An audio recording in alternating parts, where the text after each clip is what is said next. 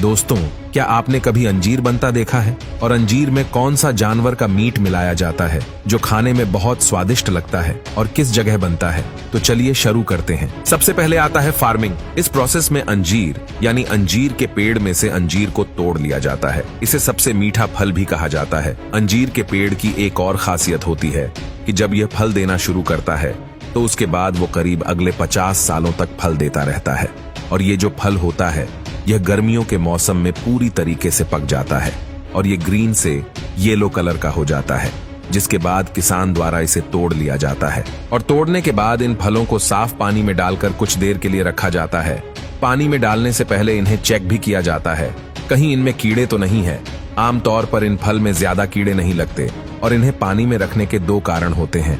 सबसे पहला कि ये फल पूरी तरीके से साफ हो जाता है और दूसरा कि इससे आगे आने वाली है ड्राइंग प्रोसेस में मदद मिलती है। इसके बाद आता है कटिंग प्रोसेस। तो इस प्रोसेस में अंजीर के फल के डंठल वाले हिस्से को काट लिया जाता है और फिर इन्हें फिर से धो लिया जाता है। टुकड़े करते वक्त इनके बीच में होल भी किया जाता है, इसीलिए अंजीर के बीच में ये होल आते हैं। तो अब चलते हैं अंजीर की ड्राइंग प्रोसेस की तरफ। इसमें सबसे पहले अंजीर के कटे हुए टुकड़े को धूप में सुखाया जाता है। करीब 3 से 4 दिन तक धूप में सुखाने के बाद अंजीर सूखने लगता है और जैसे जैसे ये सूखता है उसका साइज भी छोटा होने लगता है। अब तक यह अंजीर खाने लायक तैयार हो चुके हैं, लेकिन बाजार में इनकी बिक्री करने से पहले इन्हें फैक्ट्री में लाया जाता है और इन्हें एक केमिकल वाले पानी से धोया जाता है। ऐसा इसलिए किया जाता है ताकि इसमें कोई बैक्टीरिया ना रह जाए और यह ज्यादा दिनों तक खराब भी ना हो।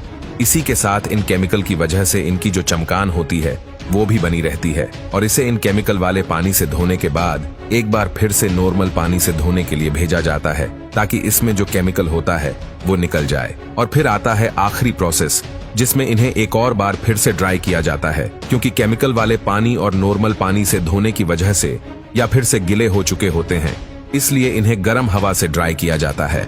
और फिर होती है इनकी पैकेजिंग। अंजीर को पैकेट में पैक करने से पहले उसे माले की तरह धागे में पिरोया जाता है, जिसके बाद यह दिखने में कुछ ऐसा होता है। इस प्रोसेस में इसको एक बार फिर से अच्छे से चेक कर लिया जाता है और फिर इन्हें उनके वजन एंड क्वालिटी के हिसाब से इन्हें पैकेट में भर दिया जाता है।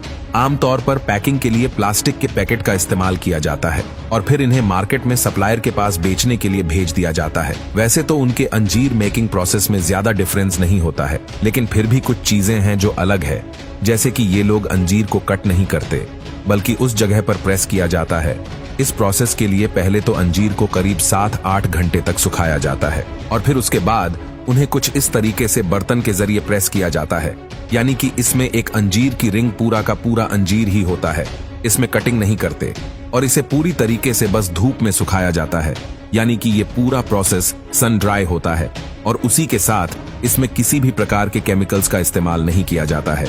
इसलिए कई लोगों का मानना है कि जो होममेड अंजीर होता है ये ज्यादा हेल्थी होता है। अंजीर में copper, manganese, magnesium, potassium, chlorogenic acid और रूटीन जैसे कई हेल्दी केमिकल्स होते हैं जो हमें तंदुरुस्त रखते हैं।